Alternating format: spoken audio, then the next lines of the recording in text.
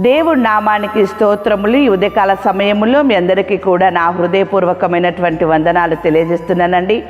ఈ దినము దేవుడు మీతో మాట్లాడుతున్నటువంటి మాట పేతురు రాసిన మొదటి పత్రిక 3వ అధ్యాయము 13వ వచనములో వాక్యం ఈ రీతిగా ఉంది. మీరు మంచి విషయములో ఆసక్తి గలవారైతే మీకు హాని చేయువాడెవడు? ఎంత అద్భుతమైనటువంటి మాట అండి.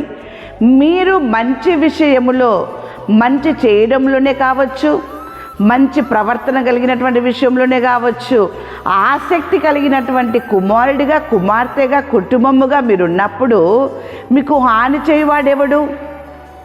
ఏవండి, ఎవరు కూడా మీరు మంచి చేస్తున్నప్పుడు మీకు హాని ఎవరు చెయ్యరు. మీరు ఏది విత్తుతారో అదే కోసుకుంటారని వాక్యం సెలవిస్తూ ఉంది. మీరు మంచి విత్తుతారా, మీరు మంచి పంటని కోసుకుంటారు. మీరు చెడు విత్తుతారా, చెడు యొక్క పంటని మీరు కోసుకుంటారు అని వాక్యం సెలవిస్తూ ఉంది. ఈ ఉదయకాల సమయంలో దేవుడు మీతో మాట్లాడుతున్నటువంటి మాట ఏంటంటే, మీరు మంచి విషయములో ఆసక్తి గలవారైతే మీకు ఏది కూడా హాని చేయదు అని వాక్యం సెలవిస్తూ ఉంది. ప్రకటన గ్రంథము 3వ అధ్యాయము 10వ వచనములో కూడా వాక్యం ఈ రీతిగా ఉంది. నీవు నా ఓర్పు విషయమైన వాక్యమును గైకొంటివి గనుక భూనివాసులను శోధించుటకు లోకమంతటి మీదికి రాబోవు శోధన కాలములో నేను నిన్ను కాపాడెదను. ఏవండి, రాబోయేటటువంటి శోధన కాలములో లేక శోధన గడియలలో దేవుడు నిన్ను కాపాడుతాడట. ఎందుకు దేవుడు నిన్ను కాపాడుతాడంటే, నీవు నా ఓర్పు విషయమైన వాక్యమును గైకొంటివి. దేవుడు ఓర్పు కలిగి ఉన్నాడు, ఓపిక కలిగి ఉన్నాడు, సహించినటువంటి గుణము కలిగిన వాడుగా ఉంటూ ఉన్నాడు. మంచి విషయములో దేవుడు ఆసక్తి గలవాడై ఉన్నాడు. ఆయన అడుగుజాడలో నీవు నడుస్తున్నావు కాబట్టి రాబోయేటువంటి శోధన విషయములో, శోధన గడియలో ఆయన నిన్ను తప్పించే దేవుడుగా ఉంటూ ఉన్నాడు. ఏ శోధన కావచ్చు, ఏ శోధన గడియలు కావచ్చు, ఏ ఇబ్బందులు కావచ్చు, ఏ కీడు కావచ్చు, ఏ ప్రమాదము కావచ్చు, ఏది కూడా నీపైన అది వర్ధిల్లదు, అది నీకు హాని చెయ్యదు. దేవుని బిడ్డలారా, వాక్యం సెలవిస్తూ ఉంది. 89వ కీర్తన 28వ వచనములో, నా కృప నిత్యము అతనికి తోడుగా నుండజేసేదను, నా నిబంధన అతనితో స్థిరముగా నుండును. ఎంత అద్భుతమైనటువంటి మాట అండి.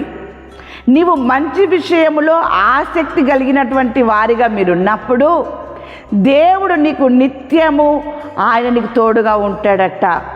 తోడుగా ఉండడమే కాకుండా దేవుని యొక్క నిబంధన అతనికి స్థిరముగా నుండును అని చెప్పేసి అని అంటూ ఉన్నాడు. దేవుడు నీకు తోడుగా ఉంటాడు. దేవుడు నీకు ఇచ్చినటువంటి మాట కావచ్చు, నిబంధన కావచ్చు, దాన్ని నీ ఎడల స్థిరపరుస్తానంటూ ఉన్నాడు.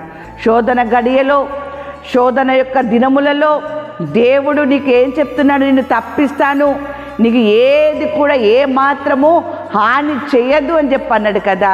నీ జీవితంలో అలాంటి మాటని నెరవేరుస్తాను అంటూ ఉన్నాడు. వాక్యం సెలవిస్తూ ఉంది కదా, నీతో యుద్ధము చేయు వారితో నేనే యుద్ధము చేసేదను అంటూ ఉన్నాడు.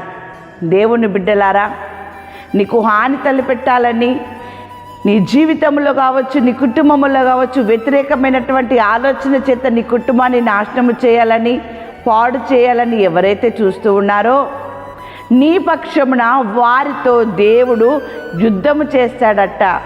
యుద్ధము చేయడమే కాదు, నీ పిల్లలను నేనే రక్షించేదను అంటూ ఉన్నాడు. దేవుని యొక్క మాటలు ఈ ఉదయకాల సమయంలో మీకు తెలియజేయబడుతూ ఉన్నాయి. యెహోవా వారి శత్రువుల మీద వారికి జయమును అనుగ్రహించి వారిని సంతోషపరచెను.